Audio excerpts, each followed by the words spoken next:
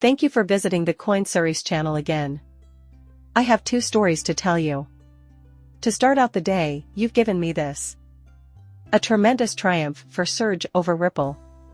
To be honest, I don't like it. Ripple XRP sales analysts have blamed Ethereum, and crypto basic XSEC chair headlines have suggested a capital raise. The business. The jackass, former chair of the SEC Jay Clayton, was made to look foolish, and now others are bringing it up. You might be expecting an obvious reaction or admission of guilt as he launched a strong attack against XRP and its investors on his last day in office. The idea that he will confess, "Yeah, I was mistaken about that as a poor decision," is very surprising. "Yeah, I was a total jerk." Although things did not go as planned, he was at least interrogated over it. Things are looking well for the SEC. The case would never have progressed without the approval of Jay Clayton, who voted 3-2 in its favor. In my study, I also incorporate the ideas of Jeremy Hogan and Bill Morgan, 2 lawyers from the XRP community. The headline appears again: "The margin of victory for SEC over Ripple is substantial." Magistrate Judge Sarah Net Byrne granted the SEC's move to compel, so now Ripple has to answer an interrogatory about the money that came from institutional XRP sales after the case was filed and provide detailed financial records for the years 2022 through 2023. In the continuing case between Ripple Labs and the SEC, this verdict is monumental. This makes sense to me. I prepared a short film a couple of days ago depicting this as the SEC's intended objective. Even though it appears repulsive to me, this wasn't included in the initial complaint. Since these are not the transactions that the SEC had described and dated, it will not be modifying its complaint. Regarding that, nothing has altered. But if I'm being really honest, it seems like the SEC is just trying to bother you.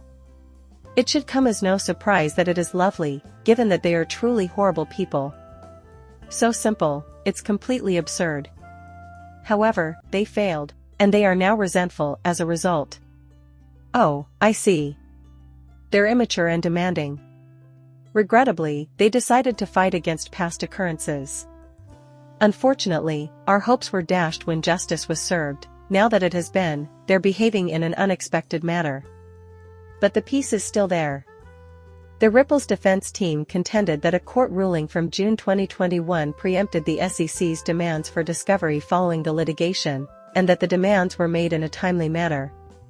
Judge NetBrain made it plain that the earlier denial was contextual, pertaining to expert merits discovery, and was not controlling in this case. According to the court's order, Ripple must disclose its financial records for 2022 and 2023. The SEC insists these records are key to determining the best course of action, while Ripple insists its financials are private and unimportant. According to the court, this evidence could help figure out a solution. The question then became whether Ripple's post-complaint contracts should be made public, since the SEC holds the opinion that these documents could be crucial in determining the necessity and justification of an injunction. In line with the SEC's stance, Judge Net Byrne has directed the disclosure of these contracts due to the fact that they could reveal if Ripple's post-complaint activities have adhered to court rulings, which could impact the granting of an injunction. Ripple was compelled to respond to a further interrogatory regarding the profits from XRP institutional sales after the initial complaint as part of the SEC's triumph. This inquiry may affect the evaluation of any discouragement. The court found that the SEC had shown their case, notwithstanding Ripple's objections, that the requested material could be helpful in establishing an appropriate remedy.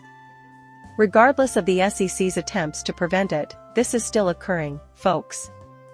No real and substantial benefit will be provided to them by this, in my opinion. Because their actions will ultimately have no impact since XRP is still free and clear and they lost the case's most crucial battle. The truth is that I was dishonest. I get it now, the judge did approve of this, but no one saw it coming. On top of that, a predetermined protocol for just this kind of thing might exist. But does anybody here think the SEC is being truthful, trying to find out the truth, and simply trying to do the right thing? It is my firm belief that no one holds that view. Exactly not.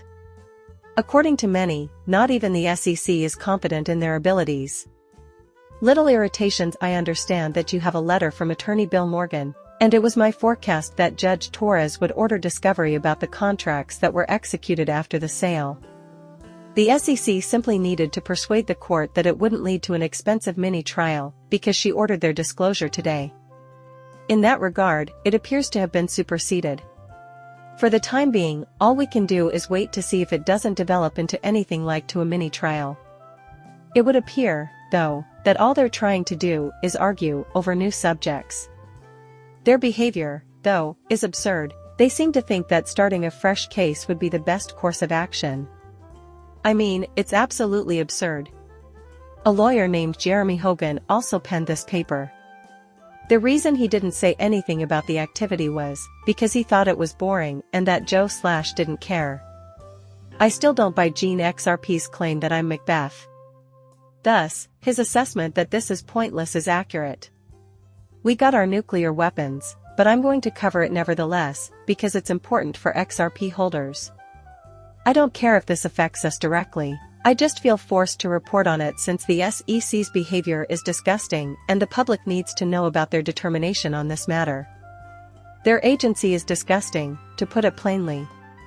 After that, the Crypto Basic ex-SEC chair has the following to say on fundraising. Ripple XRP sales analysts have predicted the success of the Ethereum ICO.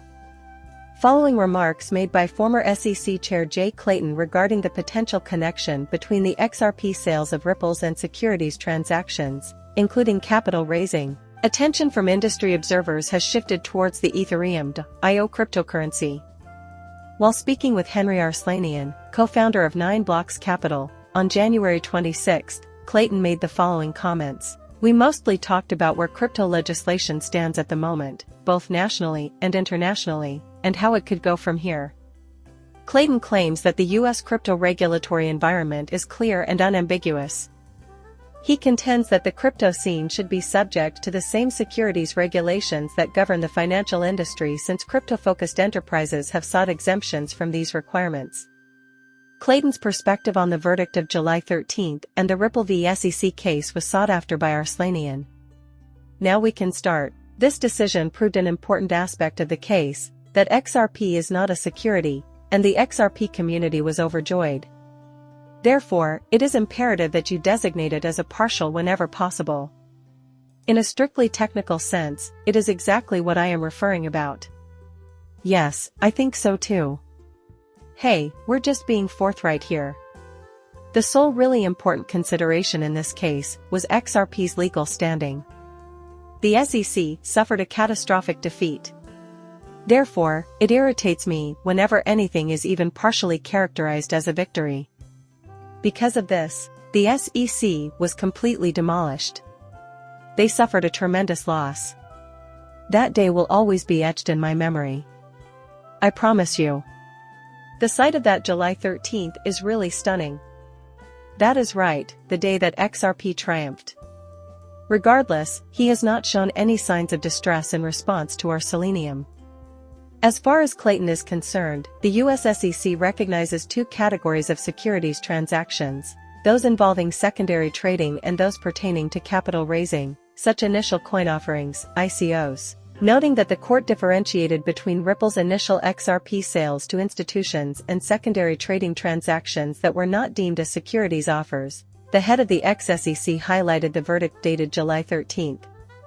While acknowledging that both rulings might be appealed, Clayton brought attention to a crucial point. The SEC maintains its stringent regulation of transactions that seek to raise public funds through initial coin offerings.